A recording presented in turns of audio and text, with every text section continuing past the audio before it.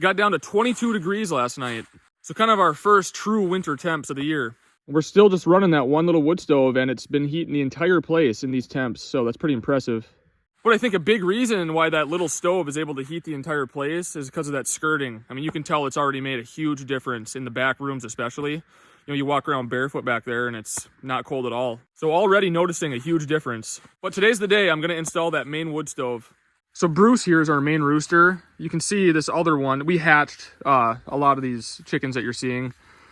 This one ended up being a rooster, so we're gonna have to get rid of them because they're already kind of having a pissing match between each other where they just crow all day long. But Bruce is awesome. He's everything we want in a rooster, so we'll just end up putting this one online for free, and every time we've done that, within a day, we get rid of it and it goes to a good home or somebody that needs a rooster. But right now, I'm gonna go ahead and get my square cut up here. I'll just cut a square because the pipe will go through this ceiling, up into the loft, and then up through the roof. But I'm gonna start by cutting this square out, determining where the pipe's gonna go, and then I can measure and figure out how much pipe I need, and then I'll have to run to town this afternoon and get that. So we'll just see where this ends up. It looks like I'm gonna miss my ceiling joist here on this flat ceiling. Hopefully it comes out nice up top where I don't end up having to put like a little elbow in to avoid a rafter. It'd be kind of nice to just go straight up and out, but kind of seems like that never happens. Comes out good.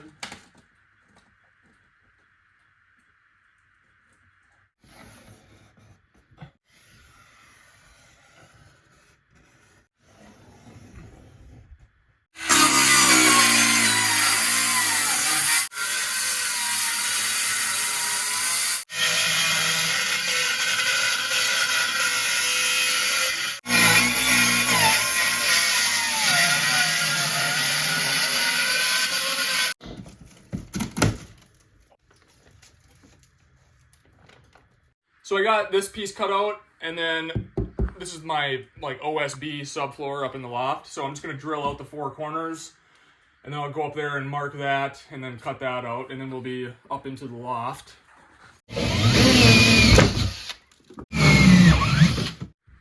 Here's my holes. There's one there, one over there, and one there. So this is the square I'll be cutting out.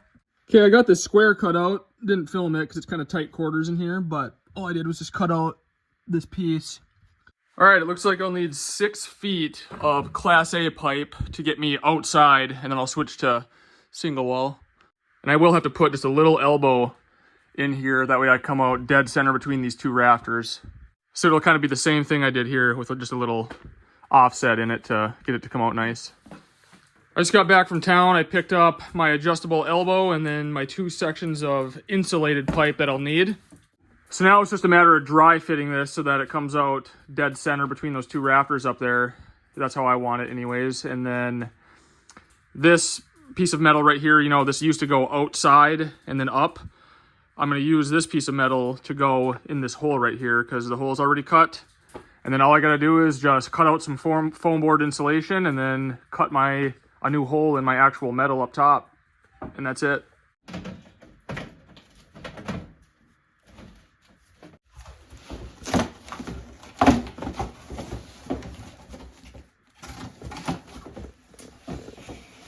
Now for the expensive stuff.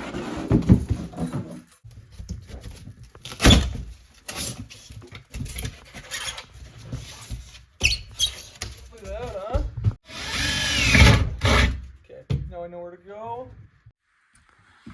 So I got my hole cut right there, and we'll see how this turns out. These ones are kind of tricky when they're at such a steep pitch like this. So I took off this piece of metal right here from when our stove used to go outside and then up because the hole's already cut. So I'm just going to use that piece of metal to go, I'll screw it right here so it looks nice. And then I have a different piece of metal that'll go right there.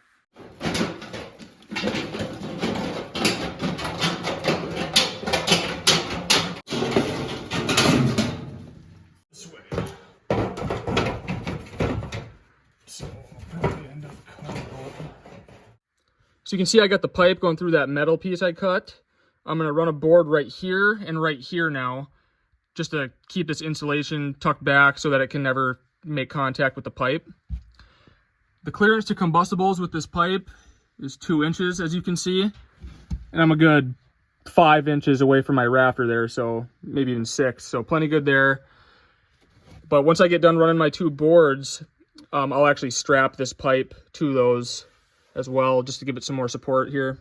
So this is what I have done here up in the loft. So I added this metal border around on the wood framing that I did, just to make it a little more safer, and I just had this kind of odd piece of scrap metal, so I just used it here, even though it's not really necessary. And then I strapped the pipe to my framing I did, just to give it some more support inside here. So here's my Class A chimney pipe sticking out here. So it'll be the same way I did this one. You know, it's just that Red Devil high temp silicone around it, makes like a silicone rubber boot basically. And then where the single wall connects into the Class A, I have another one of these collars that I'll put there just so water can't get down inside the pipe. But I always switch to single wall. The only place I ever use the Class A is when I'm going like through a wall or like through a ceiling where it's going to be close to combustibles. And then once I'm outside, I switch back to the single wall because, you know, there's no combustibles out here, and this stuff is like $8 a section, where that stuff is like $150 a section, and this stuff works just fine. The only thing is with this single wall pipe, it can rust out over time and can wear through. So at some point, you know, you'll have to replace that, but it's so much cheaper than that other stuff, and it's a piece of cake to just pop that stuff out and put new stuff in.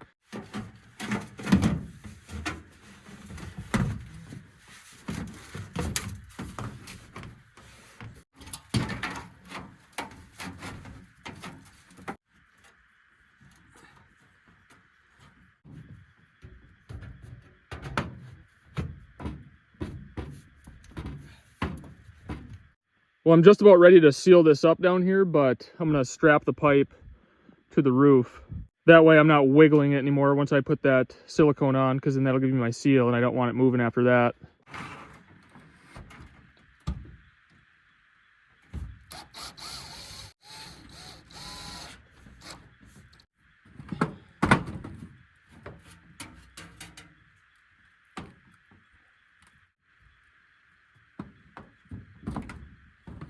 Well, it's the next day. Last night I kind of ran out of daylight. I did get everything done up there though, so I'll take you up and show you what it looks like.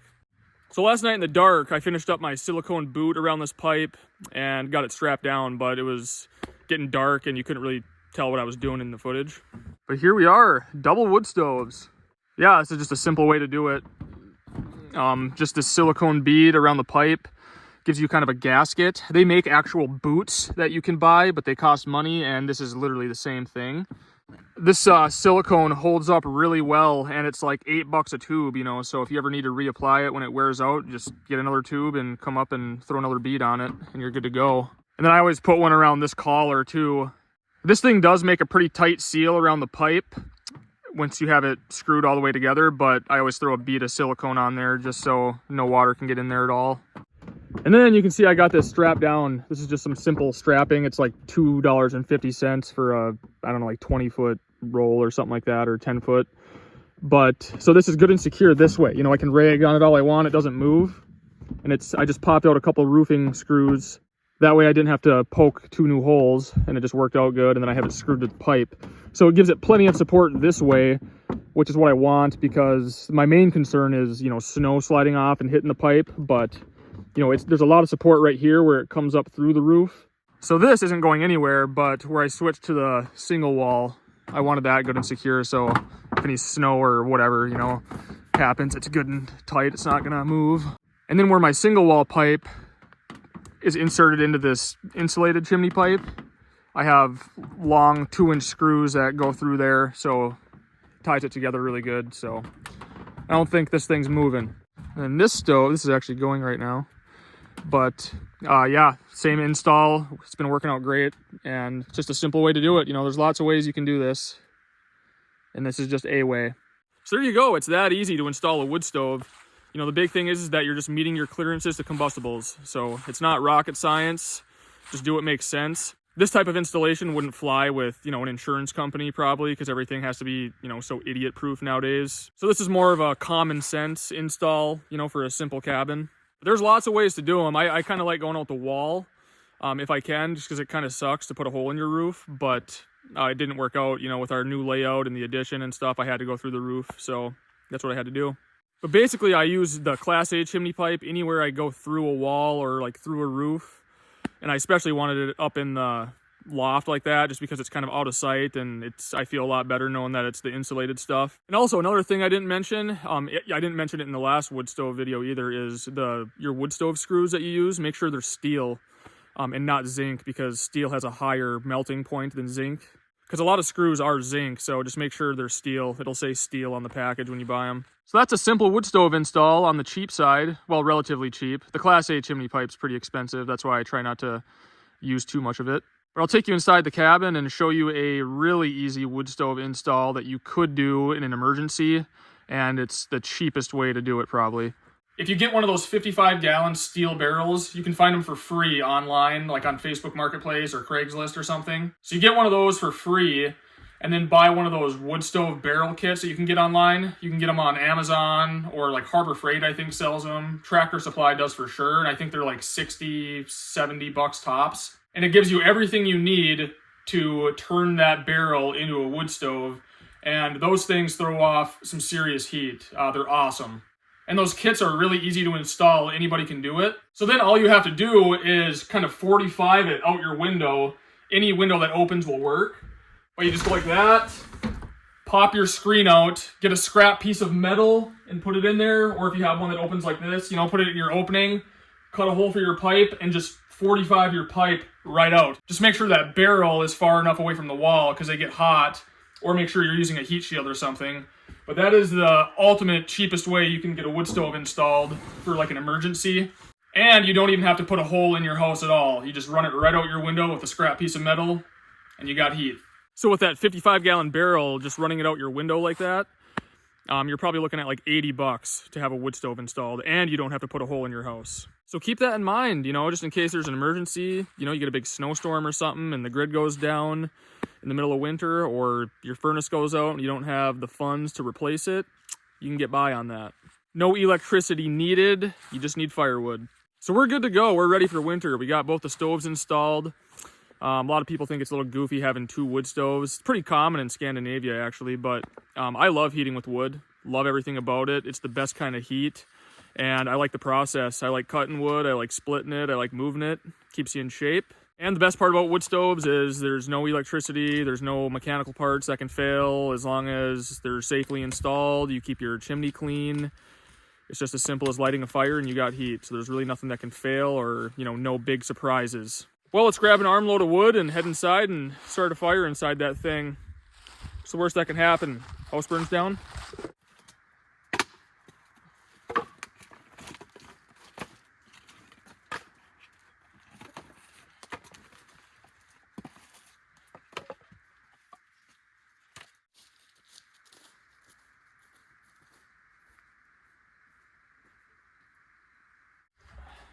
Alrighty.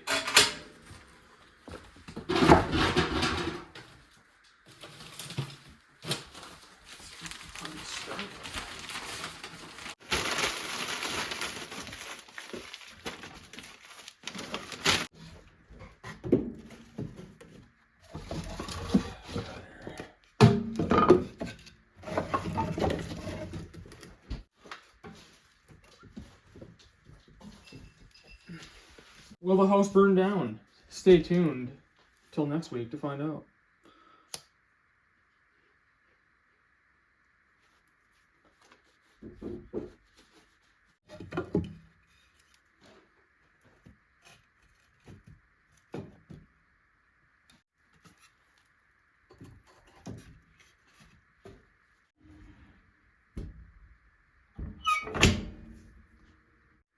Got a good draft. Okay, I lit this probably about a minute ago, and it looks like we have a pretty good draft. All this slab wood is pine too, so it'll be a real hot fire.